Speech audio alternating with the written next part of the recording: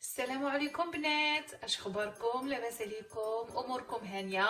نتمنى هذا الفيديو لاقيكم باحسن صحه وسلامه. اليوم قلت علاش ما نشاركش معكم. غادي نعمل البسبوسه طريقه سهله وجد رائعه كتجي في المذاق. نتمنى هذه الوصفه تعجبكم. الا عجبتكم ما تنساوش تعملوا لي سبسكرايب وتفعلوا الجرس باش يوصلكم كل جديد. ودابا غنبداو في المقادير وطريقه التحضير على بركه الله.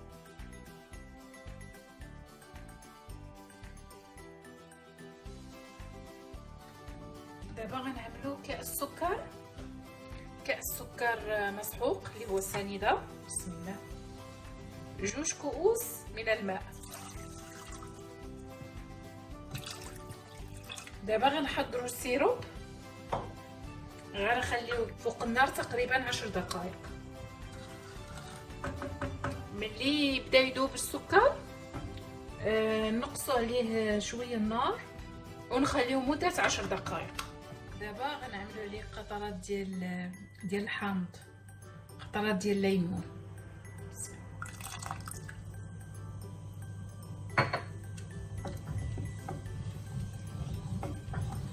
صافي دابا نطفيو عليه النار.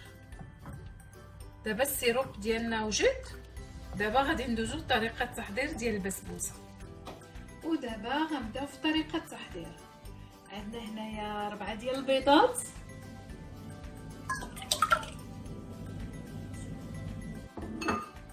غادي نزيد عليهم كاس ديال السكر مسحوق، كاس ديال السكر.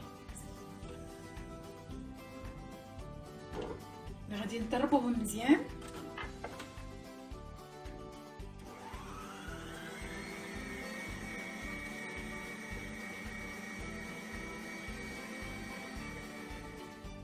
من بعد ما ضربنا البيض مزيان دابا غادي نعملو عليهم كاس ديال الزيت.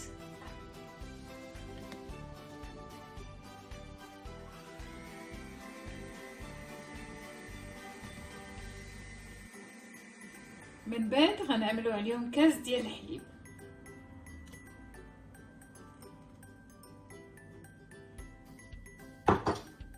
غنعملو نقيطه شويه قليله فانيلا. الا كانت عندكم، انا عندي فانيلا سائله، الا بغيتو تحطوا باودر.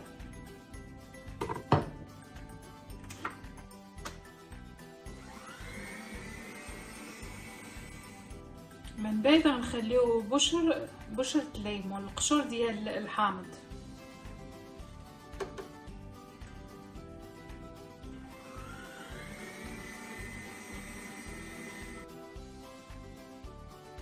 من بعد غنخليو 2 كيسان.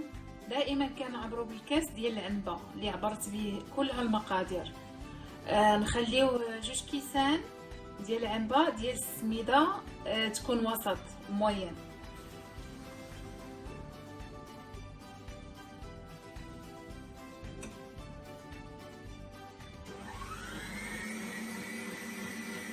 من بعد ما العناصر كلها خلطتها، اخر حاجه غادي ندير كاس ديال جوز الهند ديال الكوك، كاس ديال الكوك.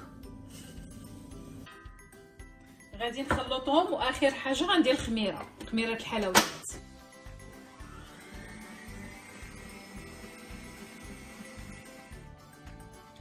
اخر حاجه هي الخميره ديال الحلويات، بيكنج باودر. تقريبا انا خديت معلقه كبيره، ما عمرهاش بزاف، يعني تقريبا 16 غرام ديال خميره الحلويات.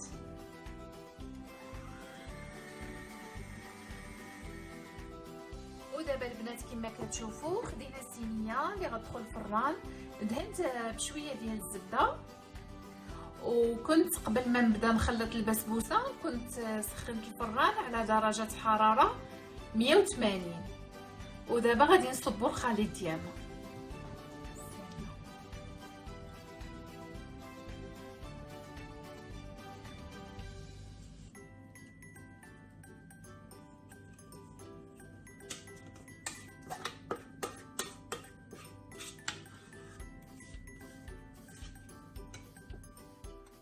هانتوما البنات كما كتشوفوا كميه البسبوسه غندخلها دابا الفران درجه حراره 180. والوقت ما كيتعداش 20 دقيقه حتى ل 25 دقيقه. الاغلبيه انا تتاخذ مني 20 دقيقه، وانتم على حساب الفران ديالكم. ندخلوها طيب ونتلاقاو من بعد. كما كتشوفوا البسبوسه ديالنا يلا خرجناها من الفران، مازال سخونه. دابا عندنا السيروب بارد والبسبوسه ديالنا سخونه. دابا غادي نسقيوها. ضروري البنات ملي تكون البسبوسه تكون يلا خارجه من الفران لازم السيروب يكون بارد باش تسقيوها.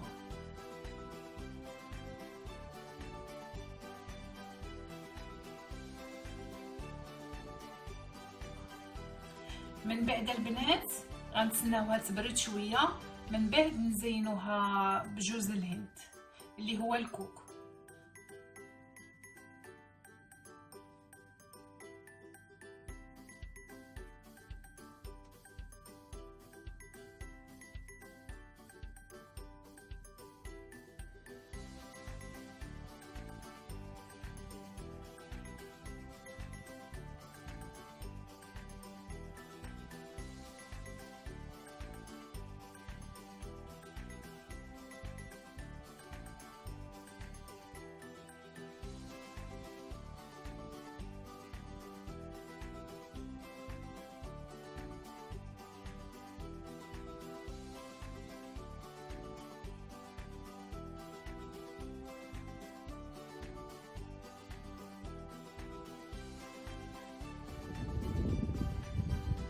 وكما كتشوفوا هذا الشكل النهائي.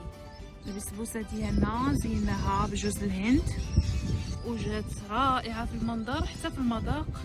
نتمنى تعجبكم، ولا عجبتكم ما تنساوش تعملوا لي سبسكرايب وتفعلوا الجرس باش يوصلكم كل جديد.